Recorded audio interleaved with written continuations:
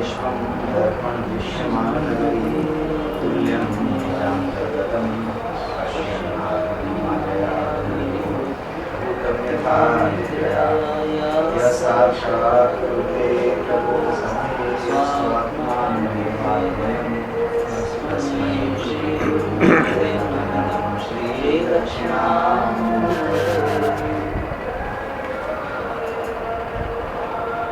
आनंद रस रत्नाकर 10 मई।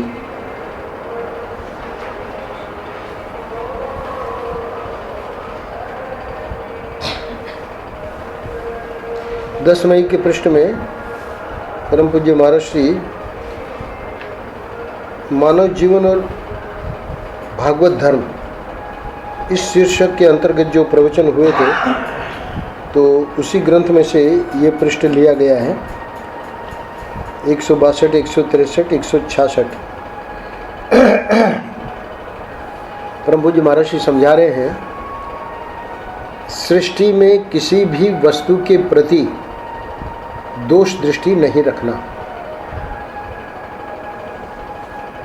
वेदांत में हम लोग विद्यारण्य मुनि को पंचदशी में पढ़ रहे हैं, तो वहाँ वैराग्य के लिए विद्यारण्य मुनि कह रहे हैं कि हेतु क्या है? बोले दोष दृष्टि। तो वहाँ वैराग्य में हेतु बता रहे हैं दोष दृष्टि करने के लिए, और यहाँ कह रहे हैं सृष्टि में किसी भी वस्तु के प्रति दोष दृष्टि नहीं रखना। तो इसीलिए हरिदास जी ने प्रश्न किया था कि ये जो वेदांत वाली जो है प्रक्रिया, ये तो भक्ति से थोड़ी विरोध है, क्योंकि वहाँ तो सिया राम में सब जग जाने वही बात आ रही है कि सृष्टि में किसी भी वस्तु के प्रति दोष दृष्टि नहीं रखना। तो ये विरोधी वाक्य नहीं है। क्यों? क्योंकि अभी अभी मैंने बताया, एक संस्मरण सुना रहे थे हरिदास कि भाई हम कभी किसी को अटेंड कर रहे होते हैं, तो माँ जी बताती हैं कि देखो तुम साधक हो, तुमको अपनी वृत्ति को ठाकुर जी में लगाना चाहिए। और हम देखते हैं कि स्वयं माँ जी जो है उसको बड़े प्रेम से अटेंड कर रही है। तो इसका अर्थ क्या हुआ? इसलिए मैंने कहा कि पूरी पीठाधीश्वर जी ने एक वाक्य कहा कि भाई निंदा आलोचना तो हम भी करते हैं। अब देखिए, निंदा आलोचना का निषेध है। अगर व्यक्ति साधक है तो साधक के लिए राग द्वेष निंदा स्तुति इसके लिए मना है, और वो कह रहे हैं कि हम भी करते हैं, और वो तो पूरी के शंकराचार्य हैं। तो उन्होंने समझाया कि वो हम कब करते हैं? जब हम जिसकी कर रहे होते हैं उसको हम आत्मत्वेन संभाल कर फिर उसकी निंदा स्तुति। तो आत्मत्वेन संभालने का अर्थ है कि हम लोग जो निंदा करेंगे, समझ लो स्तुति को छोड़ देते हैं, हम लोग जो निंदा करेंगे उससे तो वो सामने वाला आहत हो जाएगा, उसको कष्ट होगा कि भाई स्वामी जी ने हमारी निंदा की। परंतु पूरी पीठाधीश्वर जी समझा रहे हैं कि आत्मत्वेन हम उसको देखकर संभालते हुए फिर उसकी निंदा करते हैं। तो इसका अर्थ हुआ कि जैसे कुम्हार घड़ा बनाते समय आप लोगों ने देख रखा होगा कि अंदर से संभाल के बाहर से थापी लगाता है, यानी वो टूट नहीं पाएगा घड़ा। तो ये दो दृष्टियां एक अलग अलग हो गई। तो एक जो है, जब कहा जा रहा है कि वैराग्य में दोष दृष्टि करो, है ना, तो वो एक अलग कक्षा की बात कह रहे हैं। और यहाँ जो बात कही जा रही है कि सृष्टि में किसी भी वस्तु के प्रति दोष दृष्टि नहीं रखना, तो वहाँ क्या कहा जा रहा है कि उपासना का जो सिद्धांत है, उपासना के सिद्धांत में ये जो दृश्य प्रपंच है ना, वो जड़ नहीं है, वो मिथ्या नहीं है ना, अनात्मा नहीं है। इसलिए उपासक क्या करता है कि उसी में ब्रह्म को अनुस्यूत करके, हमारे जो ठाकुर जी हैं वो कण कण में हैं, बैठे हैं हमारे सामने, तो कुछ गलती हो तो बता देना। तो ये बड़ी लीला करते हैं। वैसे तो ध्यान रखते हैं कि भाई गलती नहीं करेगा, और कभी प्रमाद से हो जाए तो थोड़ा सा अंदर बैठ के उसको सुधार देना। तो कह रहे हैं महाराज श्री कि सृष्टि में किसी भी वस्तु के प्रति दोष दृष्टि नहीं रखना। तो यहाँ पर वो जो विद्यारण्य मुनि कह रहे हैं पंचदशी में, उससे विरोध इसलिए नहीं आएगा क्योंकि जो अनात्म वर्ग है, ठाकुर जी भी कहते हैं कि मेरे से प्रेम करना।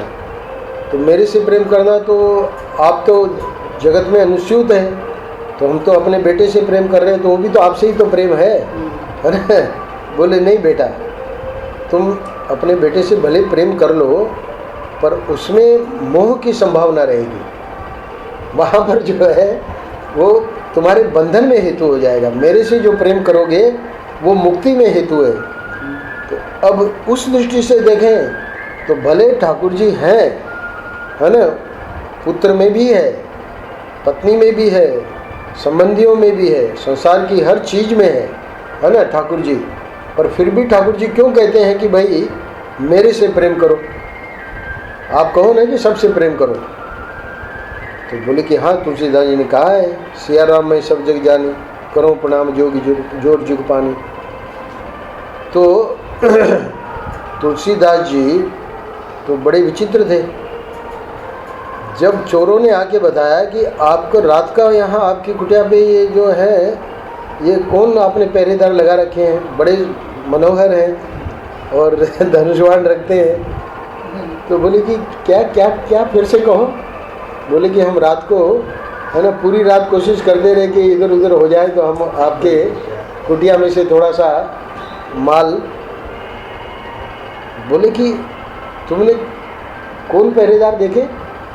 बोले कि ऐसे ऐसे स्वरूप वर्णन किया कि एक श्याम वर्ण के थे और एक गौर वर्ण के थे, है ना, बड़े मनोहर और बड़े।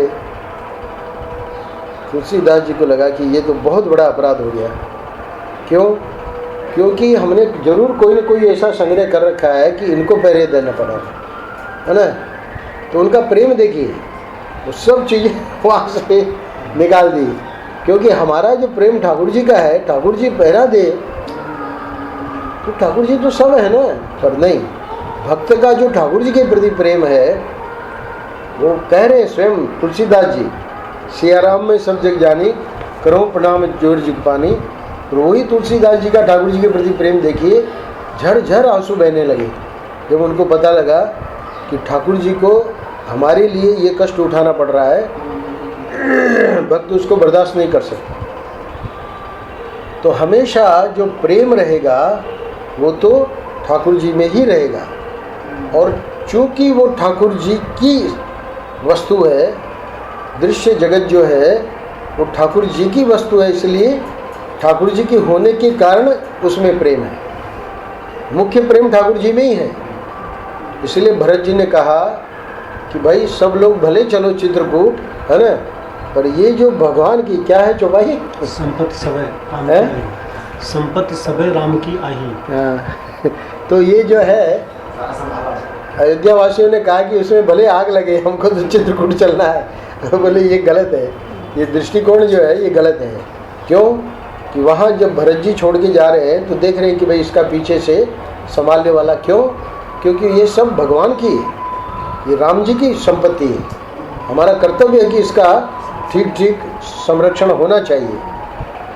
तो जगत में प्रेम करने के लिए नहीं कर रहे हैं। जगत में चूंकि जगत ठाकुर जी की स्वयं की अभिव्यक्ति है, इसलिए महाराज यहाँ कह रहे हैं सृष्टि में किसी भी वस्तु के प्रति दोष दृष्टि नहीं रखना। दोष दृष्टि अलग चीज़ होती है, और एक सामान्य रूप से हमको लगे कि भाई ये इससे ठाकुर जी को कष्ट हो रहा है, तो हम उसको प्रेम से कह देते हैं भाई ऐसा काम मत करो। दोष दृष्टि में हनुमान जी को दोष दृष्टि हुई, और उन्होंने पूछा अभी 2-3 दिन पहले ही कि आप कहो तो माता जी मैं इनको रोन दूं पैर से, इनको, है ना, कुचल दूं, इन्होंने बहुत कष्ट दिया है। तो वहाँ पर जानकी जी ने कहा कि नहीं, ऐसा नहीं। तो ये जो है वो दोष दृष्टि हुई, क्योंकि हमारी जो जगत जननी जगदम्बा हमारी जो माँ है, इनको इन राक्षसियों ने कष्ट दिया तो इसका मैं बदला लूँगा, ये दोष दृष्टि है। इसके लिए मना कर किया जा रहा है। क्यों? क्योंकि वहाँ क्या कहा जानकी जी ने, कौन ऐसा है जिससे अपराध नहीं होता। तो इसलिए दोष दृष्टि सबसे करनी ही है। अगर सबसे बढ़िया तो नहीं करना है, करनी ही है तो अपने दोषों के प्रति दोष दृष्टि करनी है कि हमारे में जो इतने दोष हैं, है ना। अब यहाँ हमारा श्री वो जो कथा है वो सब आप लोगों को पता है। मनु के 2 पुत्र थे, उत्तानपाद और प्रियव्रत। प्रियव्रत को ब्रह्मचर्य व्रत बड़ा प्रिय था, नाम ही प्रियव्रत था। प्रियव्रत कहते थे कि हम तो भगवान की लीला कथा सुनेंगे और गुरु जी यानी नारद जी के पास रहेंगे, संसार के चक्कर में नहीं पड़ेंगे। मनु जी एवं ब्रह्मा जी दोनों प्रियव्रत के पास आए और समझाया कि प्रियव्रत, तुम जो बचपन में बाबा जी बनना चाहते हो यह बिल्कुल गलत है। क्या समझाया उन्होंने? उन्होंने कहा कि तुम ईश्वर की बनाई हुई जो मर्यादा है उसमें दोष मत निकालो। यह मत कहो कि गृहस्थ आश्रम में दोष है। फिर आगे ये समझाया कि देखो, कोई भी हो, कोई भी दोष हो, बाहर नहीं होता। दोष जो है वो बाहर नहीं होता। काम आदि जो दोष हैं वो बाहर नहीं होते। अच्छा, हमारा सुख दुख, हमारा राग द्वेष, हमारा संबंध, हमारा मोह, सब का सब हमारे दिल में होता है, हमारे साथ रहता है। आगे उन्होंने कहा, बेटा इस बात को तुम समझो, सारी सृष्टि ईश्वर की आज्ञा का पालन करती है, उसका उल्लंघन कोई नहीं कर सकता। यदि तुम ऐसा समझते हो कि घर गृहस्थी में जाने पर राग आदि दोष आ जाएंगे और वन में नहीं होंगे, तो ये बात बिल्कुल गलत है। यदि मनुष्य प्रमाद करे तो वन में भी उसको प्रमाद करने का स्थान मिलता है। वन में क्या स्त्रियां नहीं होती हैं? जब जंगल में व्यक्ति जाता है तो भीतर जो दुश्मन यानी काम क्रोध आदि बैठे हैं उनको तो साथ में लेकर ही जाता है।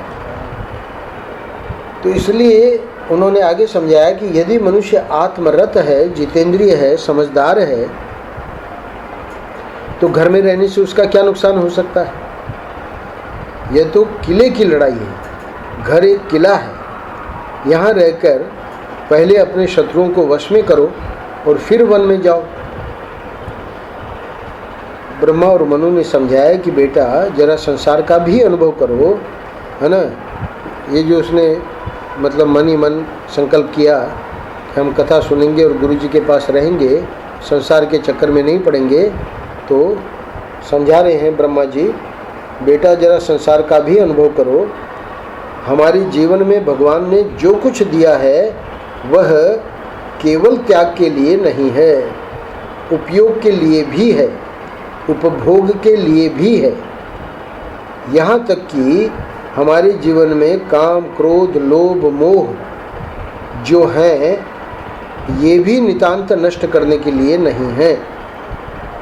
यदि केवल ये नष्ट करने के लिए होते तो भगवत सृष्टि में ये बनाए ही नहीं जाते। अब प्रश्न उठा कि ये तो सर्वत्र शास्त्रों में कहा गया है कि ये तो विकार हैं और इन विकारों से तो बचना चाहिए।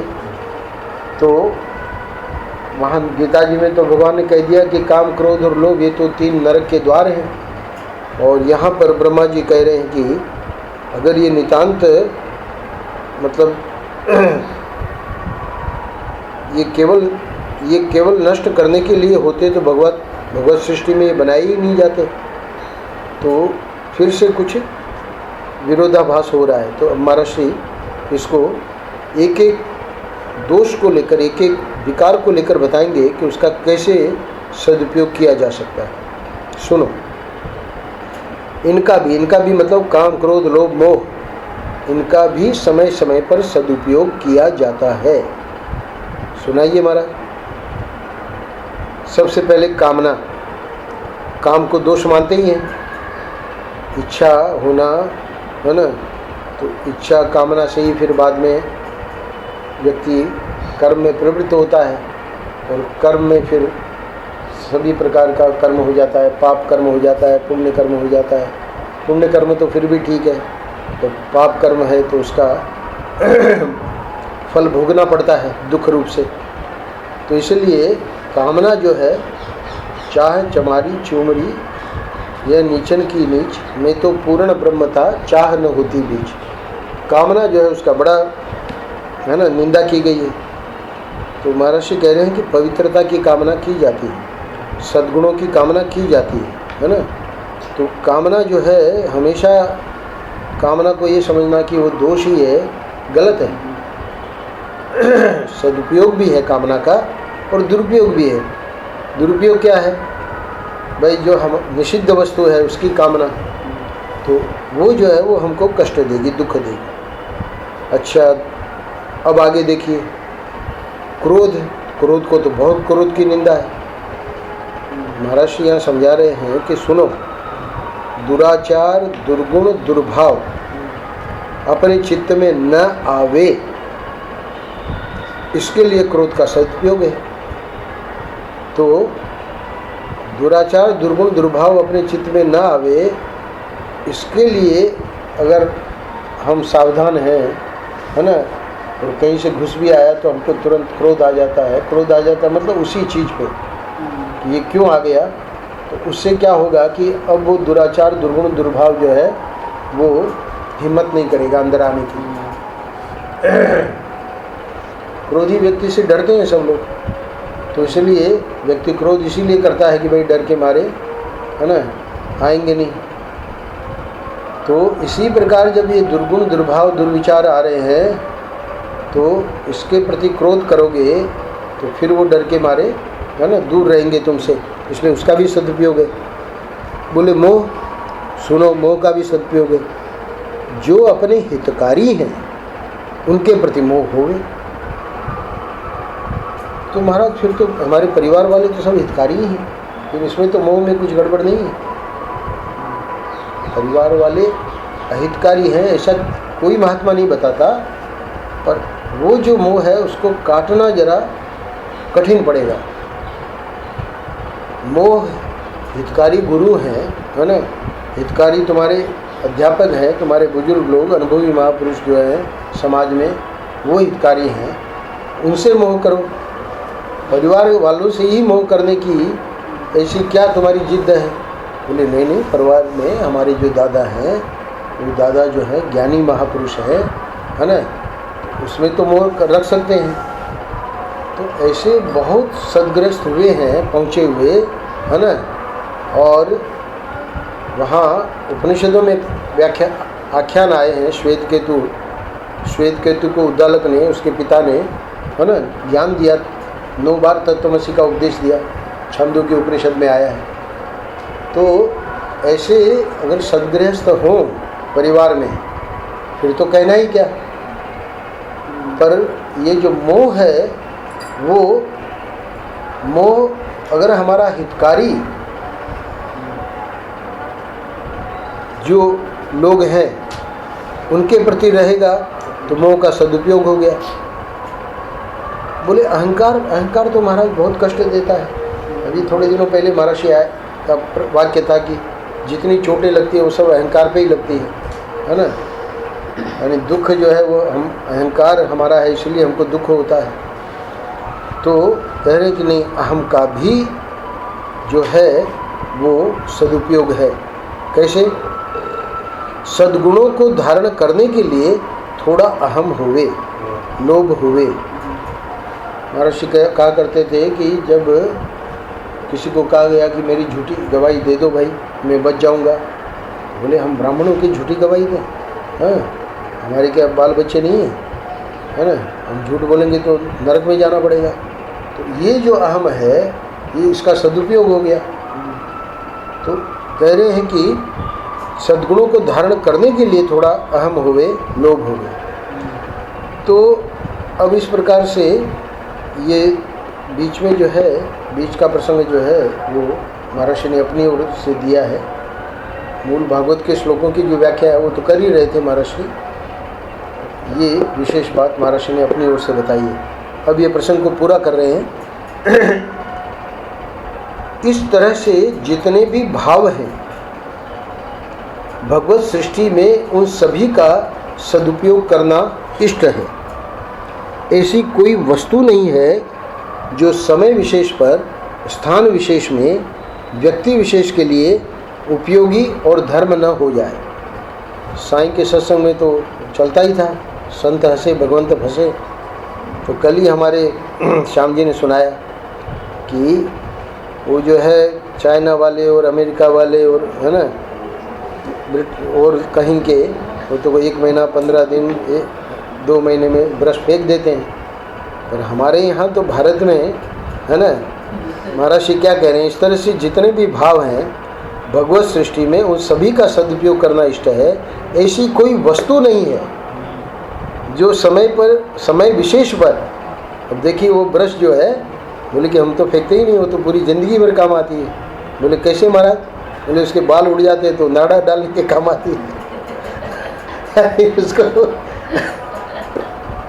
संत हंसे भगवंत फंसे, है ना। तो कह रहे हैं कि समय विशेष पर, स्थान विशेष में, व्यक्ति विशेष के लिए उपयोगी है वो वस्तु। और फिर धर्म भी हो जाती है। तो धर्म का मतलब कैसे कि धर्म और अधर्म ये जो है 2 बातें हैं। तो कोई भी जो पुण्य का कार्य होता है उसको हम लोग कहते हैं धर्म, और पाप का कार्य होता है उसको कह देते हैं अधर्म, है ना। तो किसी वस्तु का हमने ऐसी जगह उपयोग कर लिया तो वो धर्म का कार्य हो गया। कहने का अभिप्राय यह है कि बताते हैं कि पोतना करके एक संत पे फेंक दिया उसने, क्रोध में आके, जिससे पोता मारते हैं, और वो संत उसे ले गए, है ना, और उसकी बत्तियां बना बना के जलाते हैं। उसने क्रोध में पोतना मारा, है ना, जा तेरा सत्यानाश हो जाए। पर उसको इतने प्यार से पोतने को लेके, और वो जो संत हैं उसकी बत्ती बना के, यानी उस धर्म हो गया उसका। उसको जो पोतना जिसने मारा उसको उसका पुण्य मिला। कहाँ तो उसने क्रोध में मारा, पर कहाँ उसको संत ने उसकी उस क्रिया को भी धर्म कर दिया। तो कोई ऐसी वस्तु नहीं है जो समय विशेष पर, है ना। पोतना का क्या होगा जो कि वो भी मारा गया है क्रोध में, बोले उससे भी धर्म हो गया। स्थान विशेष में, व्यक्ति विशेष के लिए उपयोगी और धर्म न हो जाए। कहने का अभिप्राय यह है कि ईश्वर की सृष्टि में किसी भी वस्तु के प्रति दोष दृष्टि नहीं रखना। तो अब इसका जैसे मैंने बताया विरोध नहीं है, क्योंकि वो जो दोष दृष्टि है वहाँ पर क्या है कि आत्मा अनात्मा का विवेक है। तो आत्मा से विचार के द्वारा, है ना, आत्मा जो है वो असंग है, बाकी जितना दृश्य वर्ग है वो अनात्मा है। तो उस अनात्मा के प्रति दोष दृष्टि करने को क्यों कहा गया? आगे का है स्वरूप, वैराग्य का स्वरूप है त्याग। तो जब दोष दृष्टि होगी तब त्याग होगा, नहीं तो त्याग नहीं हो पाएगा। और अब जब त्याग हो गया, ध्यान देना, तो त्यागी हुई वस्तु पे वो अगर ठीक ठीक विचार के द्वारा त्यागी गई है ना, आवेश में नहीं त्यागी गई है, और बिल्कुल सोच समझ के त्यागी गई है, न रूपमस्य ततोपलभ्यते, यानी उसका अस्तित्व ही नहीं है। और बात सही है, नश्वर वस्तु जो है उसका सिर्फ ड्यूरेशन ही अलग अलग होता है। कोई चीज़ जो है, ये आते हैं प्रकाश में, जो वो बस आते हैं पतंगे और ख़त्म हो जाते हैं, है ना।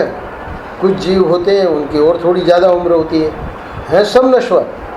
यानी हम लोग जो शरीर में बैठे हैं तो ये शरीर भी नश्वर है, पर किसी का ड्यूरेशन बहुत कम है, एक क्षण का है ना, किसी का कुछ वर्ष हैं, कुछ महीने हैं। तो कहने का मतलब है सब नश्वर। तो इसलिए अनात्मा का जो विवेक है आत्मा के साथ, वहाँ उसकी नश्वरता को देख के अब हमने त्याग कर दिया। वैराग्य में सिर्फ दोष दृष्टि थोड़ी बताया, ये भी बताया कि भाई उसका जो स्वरूप है वो है कि जैसे जैसे समझ में आता जाए कि ये वस्तु हमारी साधना में काम की नहीं है, तो उसका त्याग करते चलो। अब जब त्याग करोगे तब जाके तीसरी कक्षा में ये बात आएगी फल के रूप में। फल के रूप में अब आपके पास पूरा जगत है, सब सामने है, क्योंकि त्याग के कहाँ जाओगे? जब तक शरीर में हो इस संसार में ही रहना पड़ेगा। चलो हमने मन से त्याग दिया है ना, ठीक है, मन से त्याग दिया तो बहुत बढ़िया। अगर आपका बिल्कुल पक्का है कि मन से त्याग दिया तो अब वो वस्तु आपके सामने पड़ी है।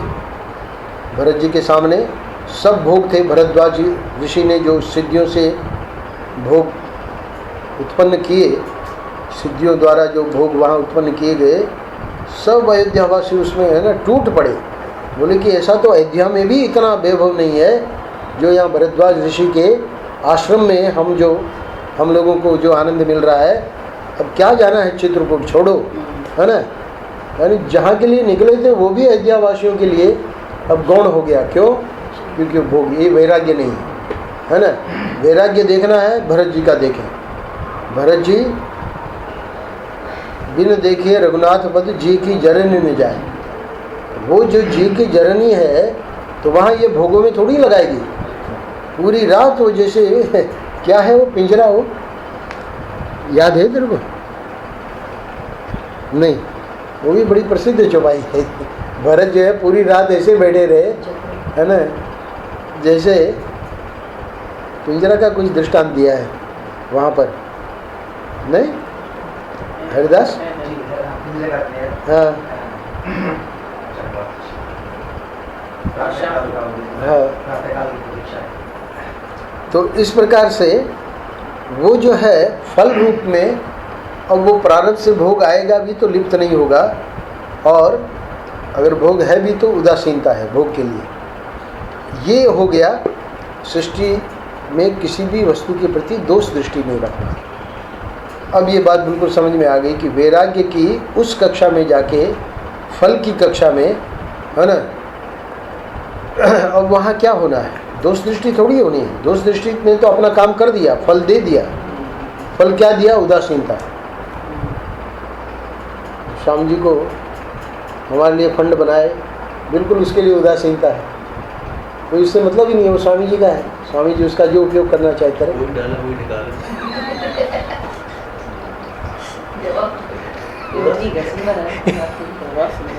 नहीं, वो कह रहे हैं कि वो जो फंड हमने बनाया है उन्होंने ही डाला है, अब रक्षा हम कर रहे हैं। हम निकालेंगे नहीं, स्वामी जी के ही काम, वो ही निकालें, हम नहीं निकालेंगे।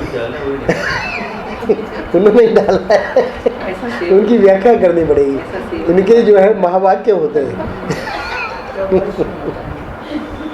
तो कहने का अभिप्राय ये है, यानी उदासीनता का मतलब फल रूप से उदासीनता हो जाती है। मुख्य बात ये है ना। श्याम जी तो ऐसे विनोद कर रहे हैं और वो उदासीनता देखने में आती है। जितना व्यक्ति का वैराग्य बढ़ता है जीवन में, तो हम देखते हैं कि वो भले वस्तुएं बनी रहे वहाँ, पर उसका कोई उसमें रुचि नहीं। मुख्य बात ये है। तो अब वो दोष दृष्टि खत्म हो गई। तो वहाँ पर ये जो है, वहाँ जाकर ये पृष्ठ आज का वो बिल्कुल गतार्थ होगा। क्या कि कहने का अभिप्राय यह है कि ईश्वर की सृष्टि में किसी भी वस्तु के प्रति दोष दृष्टि नहीं रखना, उसका ठीक ठीक उपयोग देखना। हो सकता है वह तुम्हारे लिए न हो, किसी दूसरे के लिए हो, इसमें कोई बात नहीं। ब्रह्मा जी और मनु जी के समझाने पर अंत में प्रियव्रत मान गए, घर लौट आए, विवाह किया और सारी पृथ्वी का राज्य किया। और उनका वैराग्य जो है बना रहा प्रियव्रत का, क्योंकि आगे चल के प्रसंग आया है। बिल्कुल एक क्षण में उन्होंने पत्नी और राज्य और सबको कैसे छोड़ा है, पढ़ने लायक। वहाँ शब्द प्रयोग किया है क्रीड़ा मृग, पत्नी के लिए, यानी जैसे क्रीड़ा के लिए मृग से खेलते हैं वैसे उसको छोड़ दिया, त्याग दिया, और पूरा राज्य और वगैरह, यानी पूरा उदासीनता ही उनकी रही। तो ये जो है इस प्रकार से उन्होंने कहा कि क्या कहा, उन्होंने कहा कि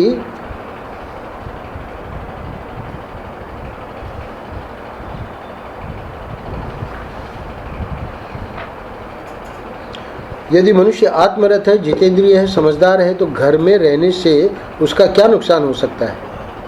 ये तो किले की लड़ाई है, घर एक किला है, यहाँ रहकर पहले अपने शत्रुओं को वश में करो। तो ये तो प्रियव्रत जितेंद्रिय थे, आत्मरत थे और समझदार थे, इसलिए उनका वैराग्य है ना, पूरा राज्य किया, पूरा सब कई वर्षों तक राज्य किया, पर वो वैराग्य उनका बना रहा। ये है दोष दृष्टि अब नहीं रही। नारायण नारायण नारायण।